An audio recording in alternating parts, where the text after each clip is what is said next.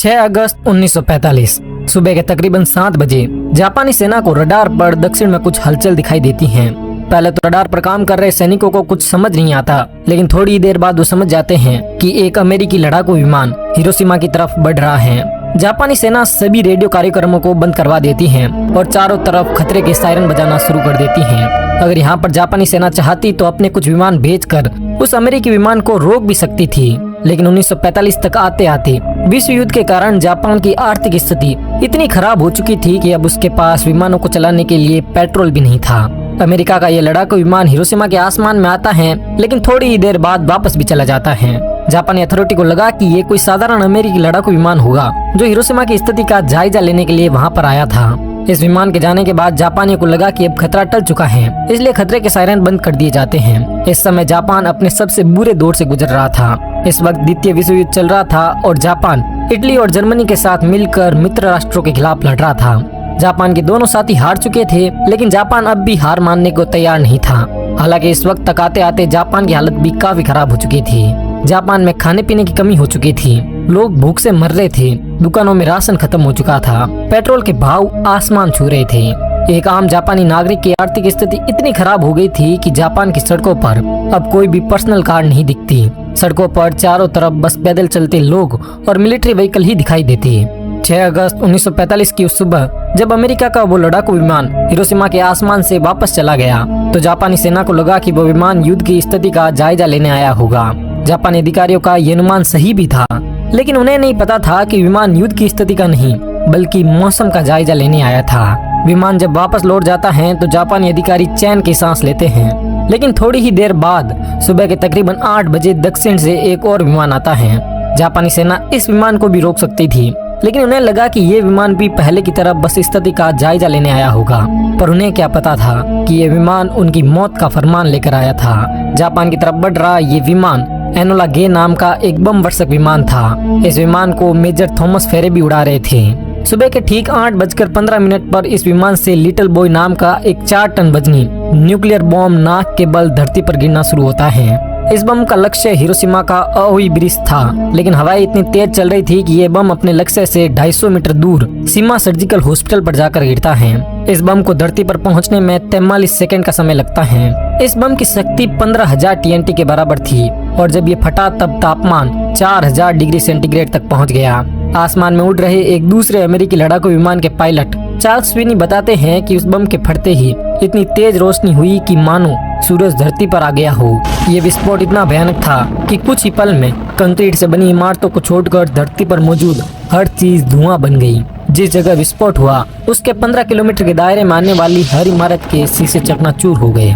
सिर्फ कुछ ही पलों में हिरोशिमा शहर की अधिकतर इमारतें धराशायी हो गई। उस वक्त देखने में ऐसा लग रहा था मानो हिरोशिमा में आग का तूफान आ गया हो।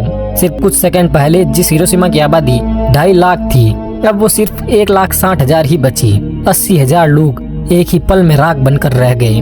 अमेरिकी लड़ाकू विमान एनोला गे के पायलट पॉल टिबेट्स बताते हैं कि ये धमाका इतना खतरनाक था कि विस्फोट होते ही विमान के आगे के केबिन में एक तेज रोशनी फैल गई। ये धमाका इतना तेज था कि इतनी ऊंचाई पर उड़ रहे विमान में बैठे पायलट्स के दांतों में भी कंपकपी होने लगी। इसी विमान के पिछले हिस्से में बैठे बॉब कैरन ने अपने कोडक कैमरे से उस भयावह मंजर की कई तस्वीरें ली, जिनमें देखा जा सकता है कि विस्फोट के कारण आसमान में बैंगनी बादल बन गए थे और इन बादलों के बीच से मशरूम की तरह दिखने वाला एक बहुत बड़ा सफेद धुएं का गुब्बार ऊपर की तरफ उठ रहा था। इस धुएं के गुब्बार को द डेथ मशरूम के नाम से जाना जाता है। इस मशरूम के नीचे वो 80,000 लोग थे जो कुछ समय पहले जिंदा थे। 14 साल के फुजियो तारिकोशी 6 अगस्त की उस समय धमाके वाली जगह से कुछ ही दूरी पर मौजूद थे। विस्फोट वाली जगह के इतना नजदीक होने के बावजूद भी फुजियो उन चंद खुशकिस्मत लोगों में से एक थी जो जिंदा बच गए। वो बताते हैं कि उस सुबह मैं अपनी माँ के साथ नाश्ता कर ही रहा था कि तभी हमें आसमान में जोर की गड़गड़ाहट सुनाई देती है। हम लोग दौड़कर बाहर आते हैं। पहले तो हमें लगा कि वो किसी प्लेन की गड़गड़ाहट होगी, लेकिन जब हमने आसमान की तरफ देखा तो वहाँ पर कोई प्लेन नहीं था। हमने देखा कि उत्तर पूर्व की तरफ से एक छोटी सी बॉल जमीन की तरफ आ रही है। ये बॉल जैसे जैसे नजदीक आ रही थी और ज्यादा स्पष्ट हो रही थी। कुछ ही देर में हमें पता चल गया कि ये एक बम था, लेकिन ये सब इतना जल्दी हुआ कि हमें भागने का मौका ही नहीं मिला। फुजियो आगे बताते हैं कि जैसे ही वो बम जमीन पर गिरा, एक तेज रोशनी के साथ इतना भयानक धमाका हुआ कि पहले तो मैं अंधा हो गया और अचानक से मेरे पैरों के नीचे की जमीन इतनी जोर से हिली कि मानो धरती फट गई हो। मैं कुछ समझ पाता इससे पहले ही एक गर्म हवा के झोंके ने मुझे दूर ले जाकर पटक दिया। इसके बाद मुझे कुछ याद नहीं रहा और मेरी आंखें बंद हो गई। लेकिन जब मेरी आंखें दोबारा खुली तब मैंने महसूस किया कि मैं जमीन पर पड़ा था। मैंने जैसे ही थोड़ी सी हिम्मत जुटाकर उठने की कोशिश की तब मुझे महसूस हुआ कि मेरी एक तरफ का हाथ तो मांस का एक टुकड़ा बनकर रह गया था। मैंने जैसे तैसे अपने टूटे हुए हाथ को संभाला। मेरे आसपास मौजूद हर चीज राख हो चुकी थी और मुझे तुरंत अपनी माँ का ख्याल आया। लेकिन मेरी माँ की किस्मत शायद मुझसे ज्यादा अच्छी थी। उन्हें मेरी तरह अपने गले हुए हाथ को नहीं उठाना पड़ा। मेरी माँ मुझे छोड़कर जा चुकी थी। ये बातें बताते हुए फौजियों की आंखों में आंसू आ गए। उनका मानना है कि मरने वालों की किस्मत जिंदा लोगों से अच्छी थी क्योंकि उन्हें उस तबाही के बाद के भयानक मंजर को नहीं देखना पड़ा। फौजियों की तरह ही एक स्कूली छात्रा जिंको क्लाइन भी उस सुबह हिरोशिमा रेलवे स्टेशन पर खड़ी थी। क्लाइन बताती हैं कि मैं और मेरे कुछ दोस्त जब स्टेशन पर खड़े थे तब अचानक एक जोरदार विस्फोट होता है। मैं तुरंत बेहोश हो जाती हूँ। लेकिन जब मेरी आंखें खुलती हैं तो मैं देखती हूँ कि मेरे आसपास कई सारे लोग मलबे के नीचे दबे हुए थे। वे लोग चीख पुकार कर रहे थे लेकिन वहाँ पर उनकी मदद करने वाला कोई नहीं था। मैं कुछ लोगों को बचाने की कोशिश भी करती हूँ लेकिन आग इतनी तेज थी कि मैं नाकाम रहती हूँ। इसके बाद मुझे अपने माता पिता की याद आती है। मैं तुरंत अपने घर की तरफ दौड़ती हूँ। रास्ते में मुझे कई मरे हुए लोग दिखाई देते हैं लेकिन उन लोगों के जख्म देखकर मेरी हालत इतनी खराब हो गई कि मैं उनकी कोई मदद नहीं कर पाई। किसी का हाथ उसके शरीर से अलग होकर लटक रहा था तो किसी के मुंह की चमड़ी पूरी तरह गल चुकी थी। जैसे तैसे करके मैं जब घर पहुंची तो मैंने देखा कि मेरी माँ बहुत ज्यादा घायल थी। मेरे पिता दूसरे शहर में रहते थे इसलिए उन्हें कुछ नहीं हुआ। इस हादसे के बाद हमने हॉस्पिटल जाने की कोशिश भी की लेकिन सभी हॉस्पिटल इतने ज्यादा भर चुके थे कि हमें इलाज के लिए कोई जगह नहीं मिली। इस घटना के कुछ दिनों बाद मेरे पूरे शरीर पर बैंगनी चकत्ते होने शुरू हो गए और मेरे सर के सारे बाल भी झड़ गए। उस हादसे में जिंदा बचे लगभग हर इंसान की हालत क्लाइन जैसी ही थी। हिरोशिमा की 1/3 आबादी को इतनी बेरहमी से मौत के घाट उतारने के बाद भी अमेरिका के राष्ट्रपति हैरी ट्रूमैन अमेरिका की सैन्य ताकत पर गर्व करते हुए बड़ी बेशर्मी से कहते हैं कि हमारे विमानों ने दुश्मन पर एक बम गिराया है जिसके कारण दुश्मन देश में भारी तबाही हुई है। ये बम 20,000 टन का था और ये अब तक के सबसे शक्तिशाली बम से भी 2000 गुना ज्यादा विध्वंसक है। ब्रह्मांड की शक्ति वाले इस बम ने हमारी हथियारों की श्रृंखला में क्रांतिकारी परिवर्तन किया है। ट्रूमैन आगे कहते हैं कि हम इससे भी खतरनाक हथियार बनाने पर काम कर रहे हैं। अमेरिकी राष्ट्रपति के इस बयान से अब आप अंदाजा लगा सकते हैं कि अमेरिका को इतने निर्दोष लोगों की जान जाने के बाद भी इस हमले का कोई अफसोस नहीं हुआ। हिरोशिमा में जब ये विस्फोट हुआ तब जापानी नौसेना का एक सैनिक भी वहाँ पर मौजूद था। वह सैनिक अपने दर्द को बयां करते हुए बताता है कि जब धमाका हुआ तब उसके साथ इतनी तेज रोशनी निकली कि मैं अंधा हो गया। इसके तुरंत बाद हवा की गर्म झोंके ने मुझे 1 मीटर तक ऊपर उठाया और फिर नीचे पटक दिया। मैं किसी तरह अपने घुटनों के बल खड़े होने की कोशिश भी कर रहा था कि तभी हवा का एक और झोंका आता है और मुझे एक बार फिर से नीचे पटक देता है। थोड़ी देर बाद जब मेरी आंखें खुली तो मैंने देखा कि मेरे शरीर के बाएं तरफ का हिस्सा पूरी तरह गल चुका था। थोड़ी दूरी पर मुझे एक पेड़ दिखा जो धमाके के कारण पूरी तरह सूख गया था। मेरा गला बिल्कुल सूखा हुआ था और मेरे शरीर में जान नहीं थी। मैंने अपनी पूरी हिम्मत एक साथ बटोरी और खड़े होने की कोशिश की लेकिन मैं खड़ा नहीं हो पा रहा था। फिर मैं किसी तरह उस पेड़ के तने तक पहुंचा।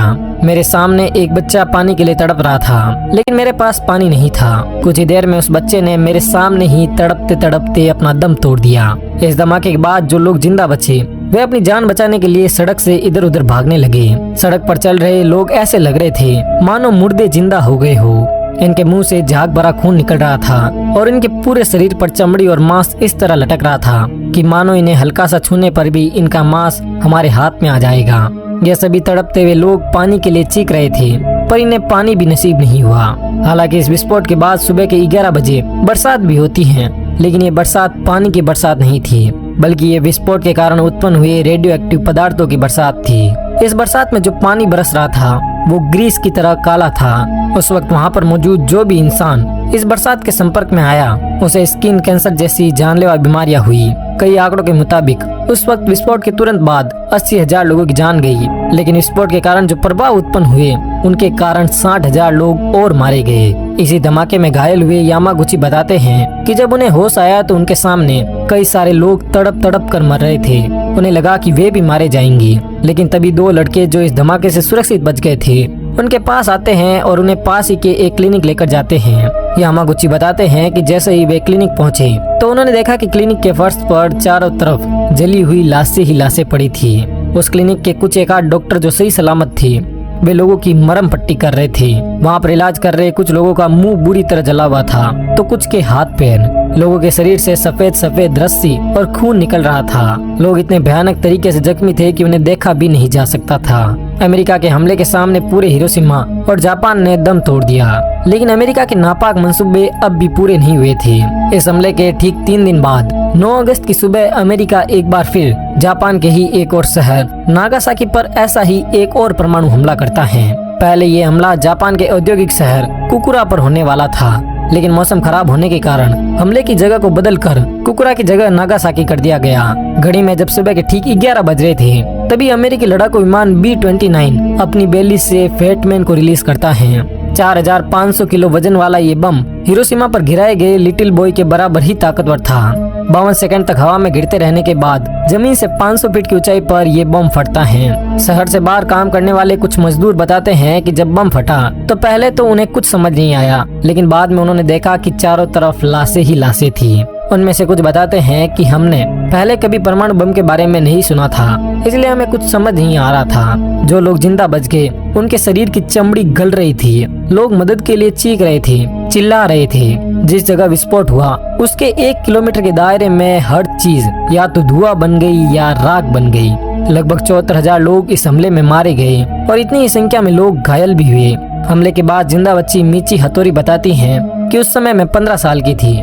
मैं अपने स्कूल की सबसे होनहार छात्रा तो नहीं थी, लेकिन सबसे आगे का ही छात्रा जरूर थी। इसलिए विस्फोट से पहले जब सिटी में खतरे का सायरन बजा तो हमारी टीचर ने हम सभी को पास ही में बने बंकर में जाकर छुपने को कहा। मेरे सभी साथी इस वार्निंग को हल्के में ले रहे थे, इसलिए वो सभी क्लासरूम से निकलकर स्कूल के मैदान में टहलने लगे, लेकिन मैं उस बंकर में जाकर छुप गई। कुछ ही देर में एक बहुत ही तेज आवाज के साथ एक भयानक विस्फोट होता है। मेरे जो दोस्त मेरे सामने बंकर के बाहर खड़े थे वे अचानक गायब हो गए। धमाके के कारण निकलने वाली रोशनी से मैं कुछ समय के लिए अंधी हो गई। अचानक बंकर में एक इतना तेज गर्म हवा का झोंका आया कि मैं एक जोरदार झटके के साथ दीवार से टकरा गई। कुछ ही देर बाद जब मेरी आंखें खुली और मैं बाहर निकली तो मेरे सामने मेरे दोस्तों की लाशें पड़ी थी। मैं उन्हें पहचान भी नहीं पा रही थी।